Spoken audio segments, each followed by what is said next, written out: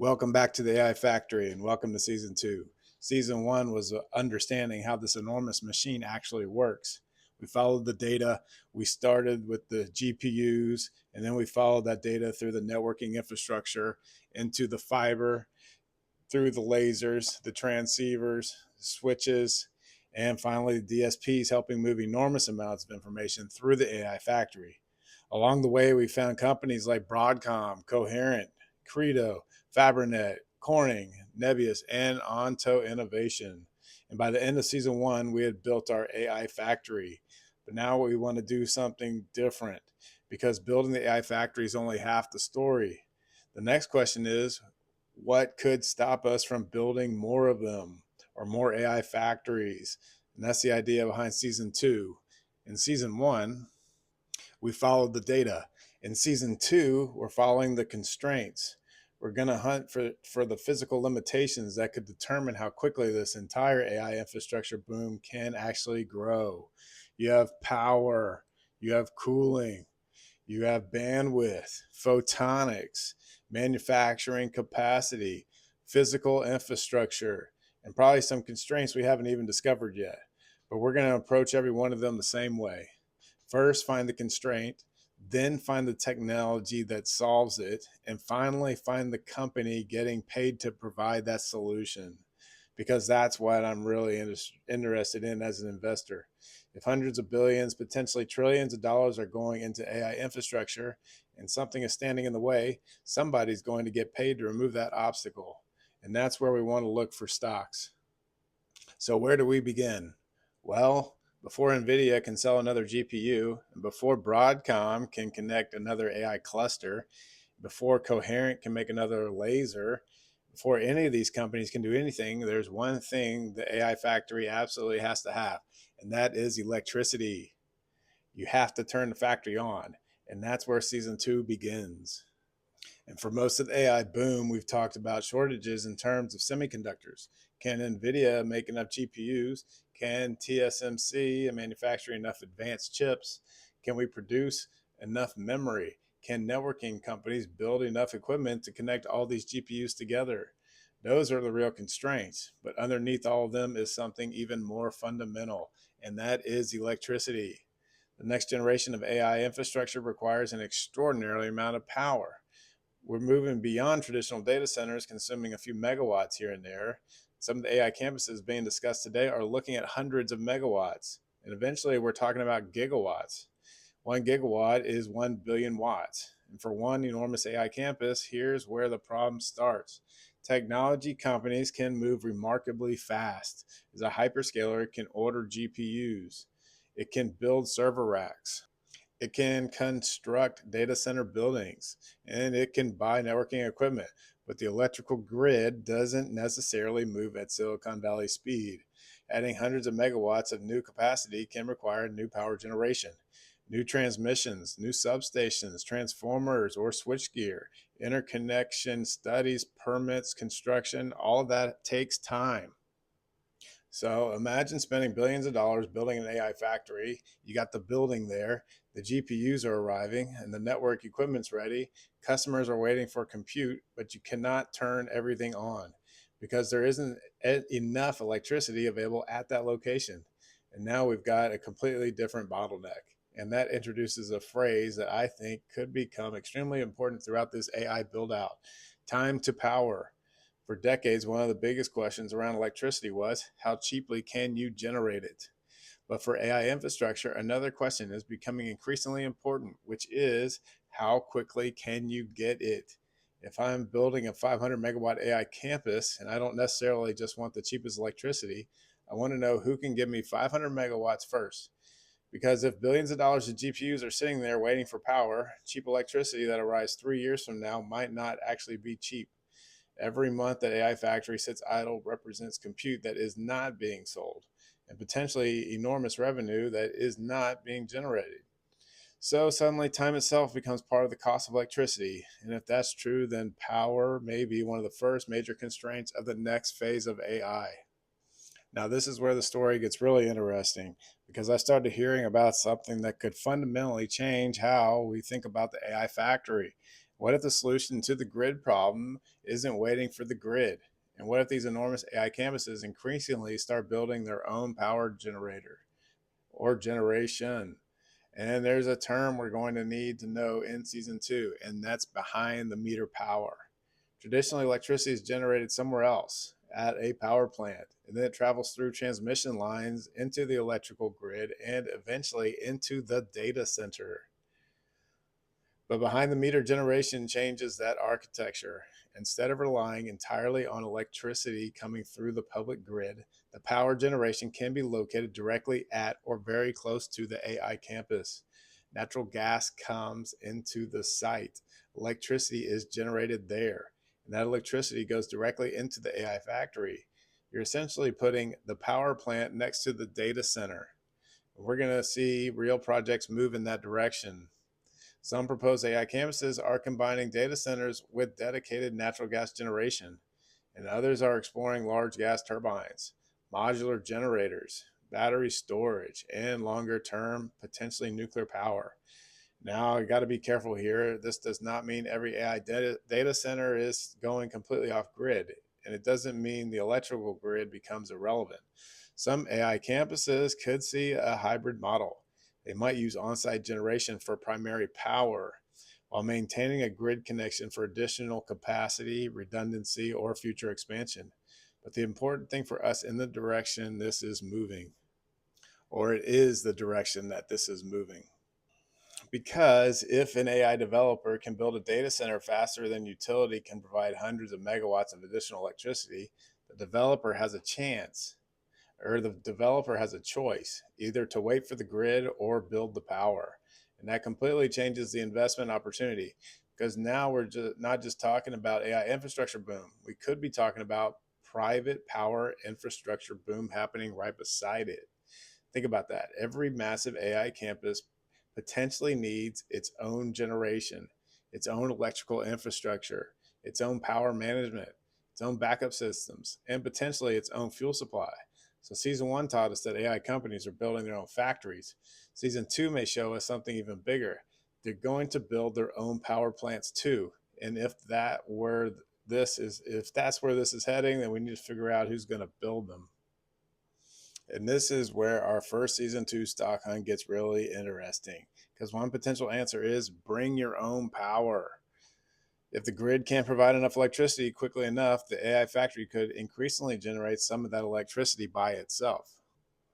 Think about how different that is. The traditional model is power plant, the grid, data center, but the emerging model could look more like this. You got grid electricity plus on-site generation, plus you have battery storage, plus power management systems, all working together to feed one enormous AI campus.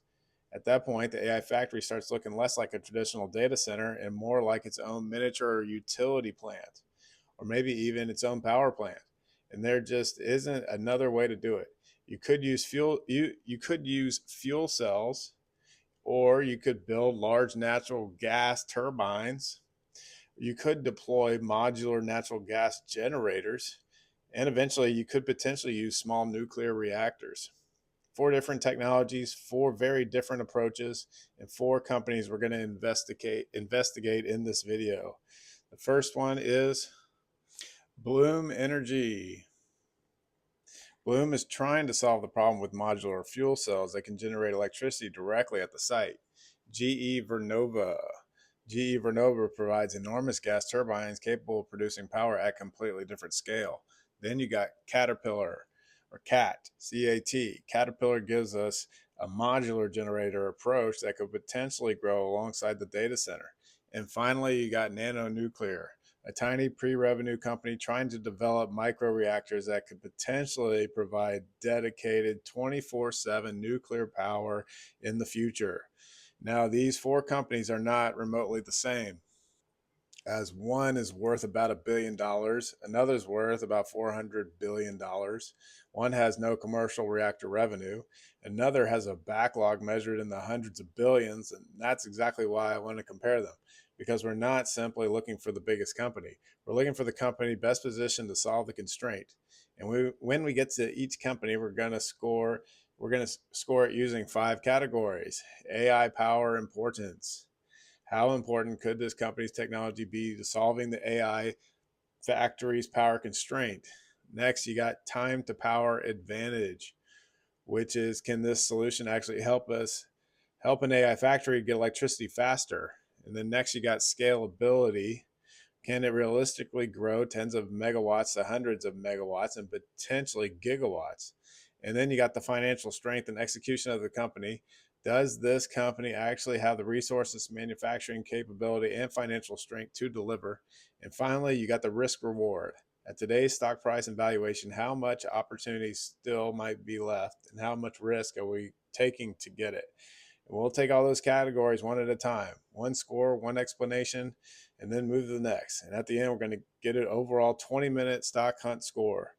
And there's one more thing. We're not going to crown the company with the most exciting technology. We're not automatically going to crown the cheapest stock.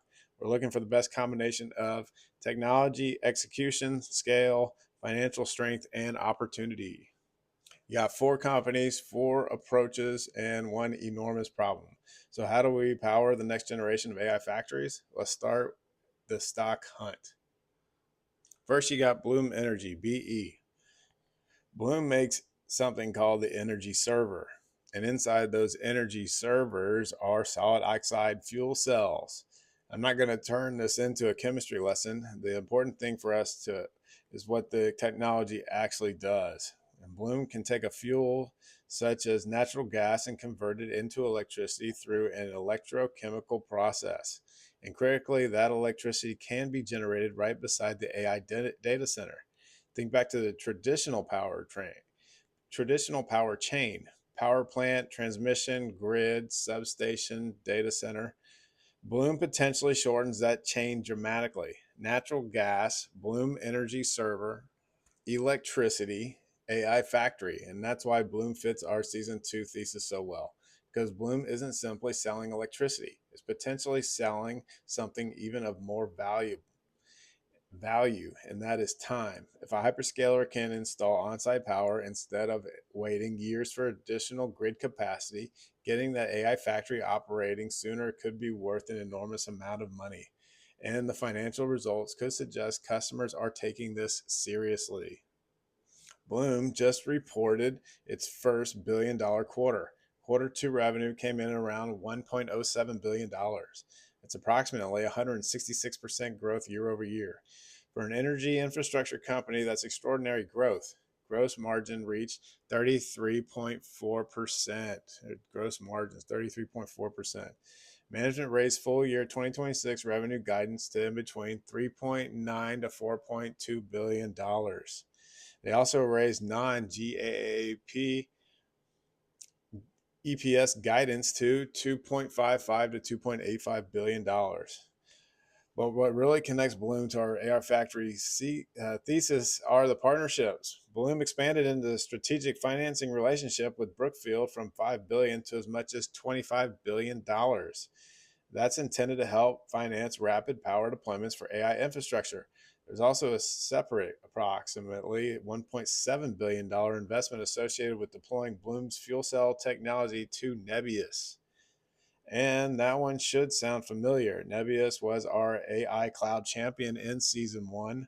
So now we have one of our season 1 AI factory companies showing up again, except this time we're following the electricity feeding the factory. That's exactly what I wanted season 2 to uncover. But there's a problem. Bloom Energy isn't hidden anymore. The stock's around $236.5. Market cap is approximately $69.5 billion. And the stock has already climbed dramatically from its 52-week low around 40.50. Using the midpoint of management's 2026 revenue guidance, we're talking about roughly 17 times 2026 sales. And that's a serious valuation. And there are also additional risks. Bloom has faced allegations surrounding its scandium supply chain, whether some sourcing ultimately relies on Chinese intermediaries. Those allegations have led to legal scrutiny and shareholder lawsuits. We've also seen significant insider selling. So there's a difference between 2 questions. Do I like Bloom's position inside the AI factory? Absolutely, yes. But do I like Bloom's stock at any price? That's a completely different question. And that's why we're scoring both the technology and the investment opportunity. 20-minute stock hunt score for Bloom Energy is AI power importance. Bloom Direct Bloom directly attacks one of the biggest emerging AI infrastructure problems, which is getting large amounts of reliable power to a data center without waiting for the traditional grid build out. And it gets a 9.5 out of 10. Next, time to power advantage. This is Bloom's biggest strength. Modular on-site generation could potentially get AI capacity operating substantially faster than waiting for new transmission and utility infrastructure. And it gets 10 out of 10. Next is scalability, 9 out of 10. Bloom's modular architecture can scale with the customer, and the size of its recent AI infrastructure partnerships suggests the technology is moving far beyond small distributed power installations. Next is the financial strength and execution of the company. Revenue growth is exceptional, margins are improving, and profitability is emerging, but Bloom still doesn't have the balance sheet strength or decades of large scale execution history of a GE Vernova or a Caterpillar, and it gets an 8 out of 10 score. And then finally, you got risk reward, 6.5 out of 10. The AI opportunity could be enormous, but at roughly $69.5 billion markets of market capitalization and approximately 17 times guided 2026 sales, investors are already paying heavily for future success. So you have a 20-minute stock hunt score of 8.6 out of 10. Bloom gets 8.6 because I think this may be one of the most important companies in the AI power story. Technology fits the problem almost perfectly. The growth is showing up, customers are showing up, and the time to power advantage could become extremely valuable. But at a stock price of $236, the stock price is already telling us that Wall Street sees the opportunity too. Bloom may be one of the best AI factory companies that we've found. That doesn't automatically make it one of the cheapest stocks. Now, if Bloom is our time to power company, GE Vernova is our scale company. Ticket symbol is GEV. GE Vernova operates across enormous parts of the global electricity system. You have gas power, grid infrastructure, electrification, wind, and other technologies required to generate and move electricity. For this episode, I'm particularly interested in one thing, and that is the gas turbines.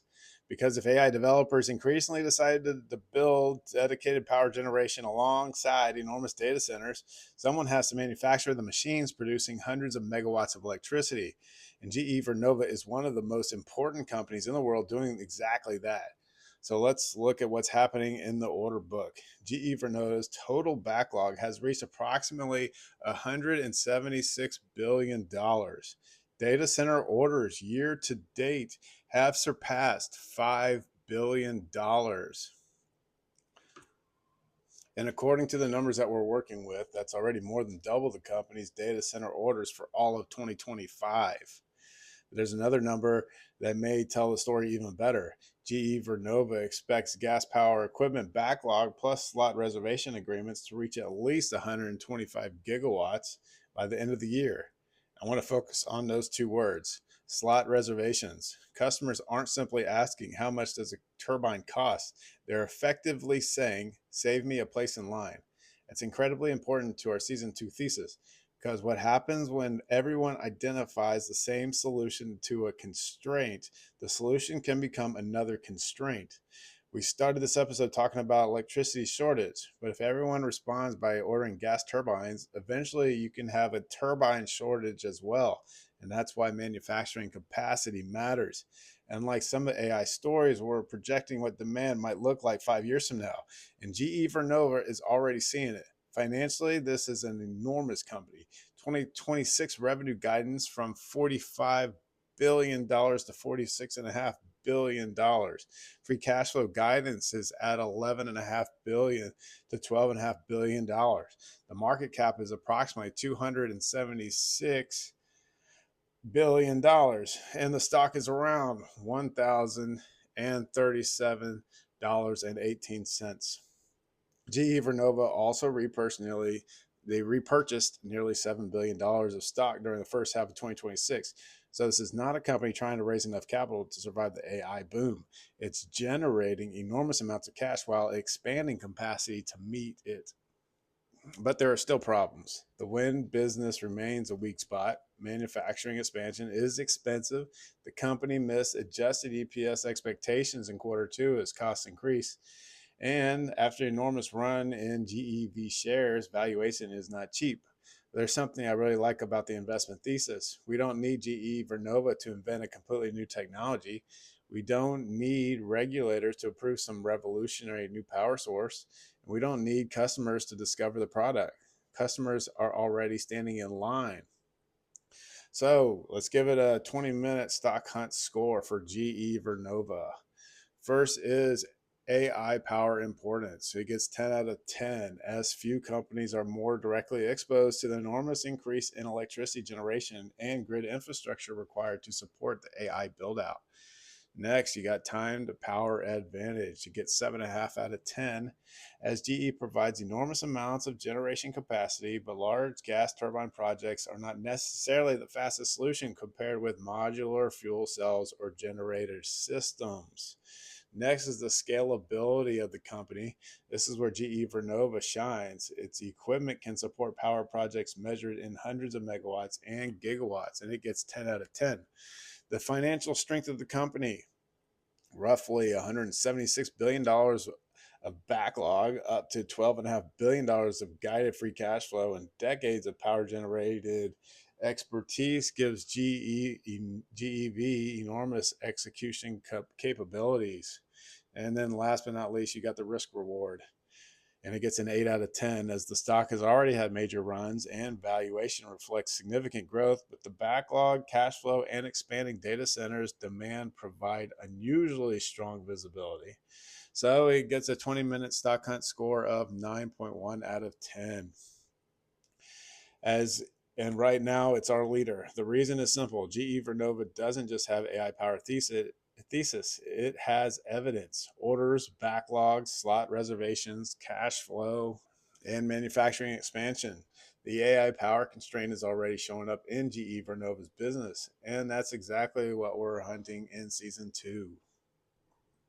Our third company might be the one people least associate with AI and AI factories, and that is the Caterpillar, CAT stock symbol. Most people hear Caterpillar and think bulldozers, excavators, mining trucks, construction equipment, but Caterpillar has a major power generation business, and that puts CAT directly into our AI factory power discussion. The idea here is different than GE Vernova. Instead of necessarily building one enormous centralized turbine installation, Caterpillar can provide modular natural gas generator systems. Think about an AI campus being constructed in phases. Maybe in phase one needs 100 megawatts. Then campus expands and it needs another 250 megawatts, then 500 megawatts. And eventually it might need a gigawatt of electricity. And the power infrastructure can potentially expand alongside it. Add data center capacity and add generation, expand again, and more generation. And that flexibility is extremely interesting in an industry where AI capacity is being built as quickly as possible. And Caterpillar's current business numbers are remarkable. Q2 revenue exceeded $20 billion, as you see here. And for the first time, adjusted EPS reached $8.17. But the number I care about most is the backlog. Caterpillar's backlog has reached $72.1 billion. That's approximately 92% growth year over year. And some customers are reportedly placing orders extending all the way to 2030. And there it is again, the same pattern. Demand is not the problem. Getting the equipment may become the problem. And Caterpillar has another advantage. It doesn't only benefit from generating electricity for AI infrastructure. Someone has to physically build all this infrastructure too. And that's the roads and the site preparation. You got the pipelines and the data center campuses. You got power facilities. So CAT potentially participates in multiple parts of the AI infrastructure build out. And finally, the company is incredibly strong. Machinery, power, and energy free cash flow was approximately $5.1 billion, as you see here. And during the quarter, more than $2.2 billion went back to the shareholders through dividends and share repurchases. But CAT isn't cheap either. At approximately $862 around and a market cap approaching almost 400 billion. The stock trades around 37 times its earnings. And unlike Bloom, AI isn't the entire story here. Mining matters, construction matters, commodity cycles matter, tariffs matter, global industrial demand matters. So you're not buying a pure AI power company. You're buying one of the largest industrial companies with increasingly interesting exposure to AI infrastructure. So now let's look at the 20-minute stock hunt grid and the scores. AI power importance. It gets an 8.5 out of 10. As Caterpillar's distributed generation business can become an important piece of on-site AI power. Power generation remains only one part of the overall CAT business. Time to power advantage gets 9 out of 10. Modular generated systems can potentially be deployed incrementally and expanded alongside the AI campus, giving CAT a strong time to power proposition. Next, you got the scalability is 9 out of 10. Multiple generator units can be combined in increasingly large installations, although GE Vernova has the advantage for truly enormous centralized generation.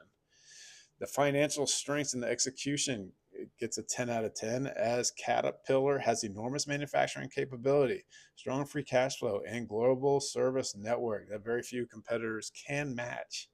The risk reward of the company and the risk reward is a 7 out of 10. The company is financially strong, but CAT's valuation has expanded considerably, and the stock's enormous market capitalization limits the asymmetric upside available from AI power alone. So you get a 20-minute stock hunt score of 8.7 out of 10. As CAT gets an 8.7, that's exactly puts it slightly ahead of Bloom Energy in our scoring. It's not because CAT has a better pure AI story. It does not. But CAT combines modular power, manufacturing scale, financial strength, and infrastructure exposure in one company. And it's probably the least exciting name on the board. It may also be one of the hardest to disrupt. Our final company is completely different. You have Nano Nuclear Energy. Ticker symbol is NNE. I don't really think it's fair to put NNE in the same category as the other three companies. Bloom's generating billions of dollars in revenue. GE Vernova has a $176 billion backlog. Caterpillar is one of the largest industrial companies in the world. And Nano Nuclear has around 36 employees. It's pre-revenue and its market cap is only $1 billion. So why is it here? Because conceptually, nuclear could be one of the ultimate solutions to the AI power constraint. Think about that. Think about what an AI factory wants. It needs massive amounts of electricity, 24 hours a day, 7 days a week. It doesn't want the sun to have to shine. It doesn't want the wind to have to blow. It needs reliable baseload power, and nuclear can provide exactly that. Nano Nuclear is developing microreactors designed to make nuclear generation much smaller and potentially much more distributed. One of its primary projects is Kranos MMR. So the bull case is that it has huge potential and has 24/7 power. The bear case is the pre-revenue, regulatory risk, and the commercialization is years away. The market cap is only $1 billion and the stock price is around $19. Their earnings per share is at a negative 0.70. So now let's give it a 20-minute stock hunt grid score. AI, power importance, gets a 9 out of 10. Nuclear can be the ultimate base load power for AI. The time to power advantage as gets a 2 out of 10. Long development and regulatory processes. Scalability gets a 9 out of 10. High potential once technology is commercialized. The financial strength and execution of the company is very early stages with limited resources as it gets a 2 out of 10. And then risk and reward. High risk, high reward. It's a moonshot. So you get a final score of 6.2 out of 10. So now we've looked at 4 companies and we're really looking at 4 completely different answers to the same question. How do we power the next generation of AI factories? And what's interesting is that I don't think there's necessarily one technology that replaces all the others. These solutions could coexist. Bloom Energy attacks the problem with fuel cells. GE Vernova attacks it with enormous gas turbines. Caterpillar attacks it with modular natural gas generation. And Nano Nuclear is trying to solve a longer term problem with microreactors. But when I look across our 20-minute stock hunt grid, one company comes out on top. Let's start with Bloom Energy. Bloom Energy gets an 8.6 out of 10. Bloom Energy may have the most interesting time to power story of the entire group. The company can potentially install modular generation directly beside an AI data center. The revenue growth is enormous. The AI partnerships are real. If hyperscalers decide that waiting years for the grid simply is not acceptable, then Bloom can become a very important part of this build out. But it's roughly $70 billion of market capitalization, and a lot of opportunity is already being recognized. Bloom may be the company I'm more interested in watching after this episode, that I'm most interested in. But it's not our winner. Next is Caterpillar. Cat gets a 8.7 out of 10, as you see here. Caterpillar gives us something Bloom cannot: enormous manufacturing capability, a global service network, strong cash flow, and a modular power solution that could potentially expand alongside an AI campus. Start small, add generators, expand the data center, and you can add even more generators. Expand the data center again, you can add even more generators than that. It's a very practical solution, and that record $72.1 billion backlog tells us the demand is already there. But Caterpillar is also nearly a $400 billion industrial company. AI power can become an important growth driver without necessarily transforming the entire business. And then you got Nano Nuclear, 6.2 out of 10. But remember, I don't really consider that a fourth place finish, as NNE belongs in its own category, and that is it's a moonshot. If small nuclear reactors eventually become a standard source of dedicated power for AI infrastructure, the opportunity can be enormous. At roughly $1 billion valuation, the upside could look completely different from other companies in this episode. But today, NNE is pre revenue, and the technology still has to be developed, licensed, manufactured, deployed, and proven commercially. So NNE isn't solving today's AI power constraint. It's a bet on what the solution might look like years from now, which leaves us with one company, GE Vernova, and it gets a 20-minute stock hunt score of a 9.1 out of 10. GE Vernova is our AI factory power generation champion.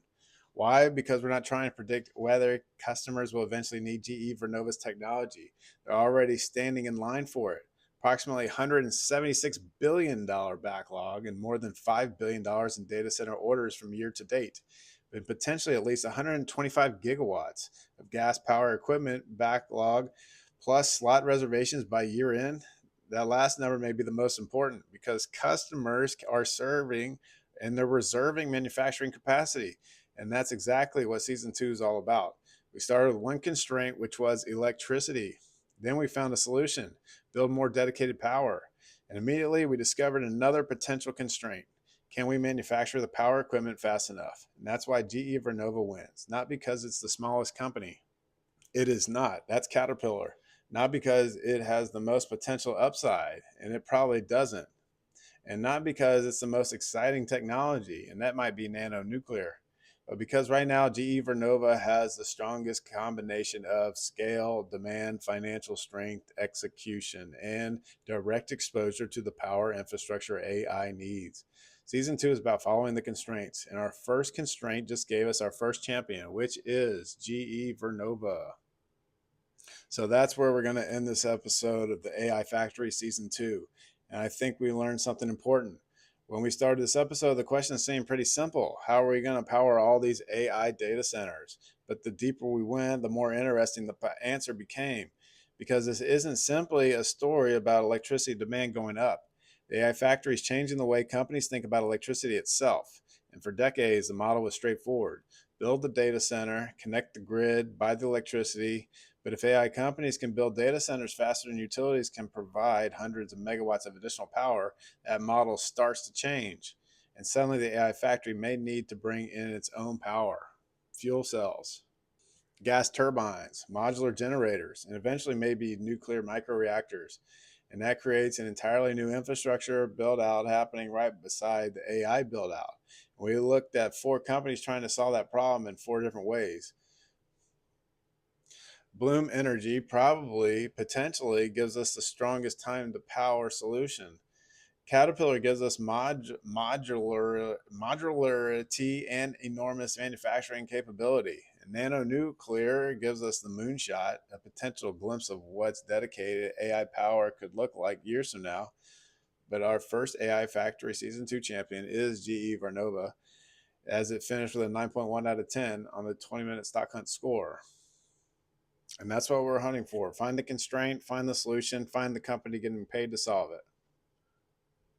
And so the constraint hunt is not over. We've just reached the front door of the factory. And that's exactly what I want season 2 to be. Season 1, we followed the data. Season 2 is we're going to follow the constraints.